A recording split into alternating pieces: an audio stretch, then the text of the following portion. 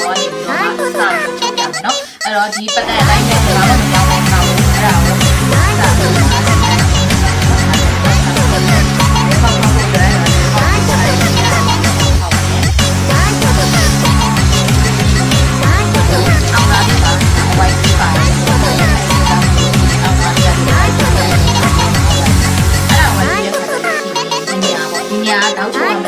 အောက်မဲ့နေရတယ်ပြီးတော့ဒီတိုင်းနဲ့တော့ဒီကကွဲပြီးတယ်အဲ့ဒါကြောင့်တောင်းနေရတယ်ဆိုလို့ရှိရင်ခါတိုင်းကျတော့မြန်မာအင်ကြီးတွေမှာလေတောက်တွေရွာတွေညှက်တဲ့ခါကျအဲ့လိုသုံးသလိုမျိုးပေါ့နော်ဒီတောက်လိုင်းရဲ့တောက်ရဲ့ပထမတစ်လိုင်းကိုဒီမှာဒီလိုခောက်ချိုးလိုက်ပြီးတော့မှပြီးရင်တောက်ရဲ့ဒီဒုတိယတစ်လိုင်းကိုသွားပြီးတော့မှထပ်လိုက်မယ်ဟုတ်ပြီနော်အဲ့လိုသွားထပ်လိုက်မယ်အဲ့လိုသွားထပ်လိုက်ပြီးတဲ့ခါကျလို့ရှိရင်ဒီမှာသူတို့ရဲ့ line လေးလွဲသွားပြီတွေ့လားအဲ့ဒီလွဲသွားတဲ့ line လေးတွေကိုပေခွေးလေးနဲ့ပြန်ပြီးတော့ဖြည့်မယ်နော်ပေခွေးလေးနဲ့ပြန်ဖြည့်လိုက်မယ်ဒီလိုလေးပေါ့ဒီကနေသူကဒီလိုယူထားတာနော်အဲ့တော့ဒီအောက်ကဒီနေရာအောက်ဒီအောက်အနီလိုင်းလေးနဲ့ဒီလိုလေးနဲ့ကိုပြန်ဖြည့်လိုက်မယ်ဖြည့်လိုက်ပြီးရင်ဒါမျိုးပြန်ဆွဲလိုက်မယ်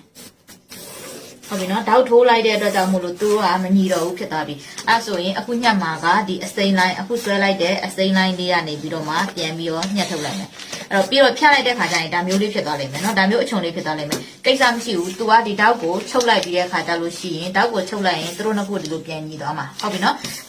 အဲ့တိုင်းပြန်ထားပြီးတော့မှသူဒီမှာအစိမ်းလိုင်းလေးတိုင်းပဲပြန်ညှက်သွားမယ်ပြီးလို့ရှိရင်ဒီမှာချုပ်စာအနီလိုင်းနော်ဒီဘက်ကအနီလိုင်းဒါချုပ်စာထည့်ထားတယ်နော်အဲ့ချုပ်စာလိုင်းကနေပြီးတော့မှညှက်သွားမယ်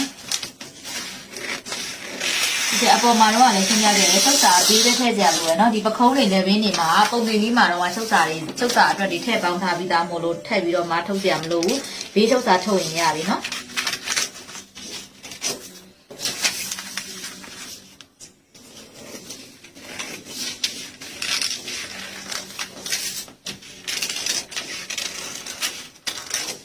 ပြီးရင်ဒီမှာအရှိမကြက်တိထက်စာထွက်ထားတယ် 0.4 ဟုတ်ပြီနော်ဒီ 0.4 ကြက်တိထက်စာထွက်ထားတဲ့ထွက်ထားတဲ့နေရာကနေပြီးတော့မှ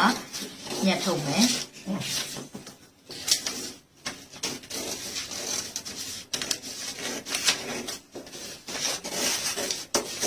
ကဲဒါဆိုလို့ရှိရင် Wisco ရဲ့ရှည်ချမ်းလေးရပြီနော်ရှည်ချမ်းရပြီဆိုလို့ရှိရင်နောက်ချမ်းကိုလည်းအဲ့ဒီတိုင်းပဲဒီမှာချုပ်စာတွေအတိုင်းညှက်မယ်Wisco လေးကိုဟိုဟာနဲ့နှစ်ထပ်ချုပ်ရိုးပြောင်လေးချုပ်ပြမယ်နော်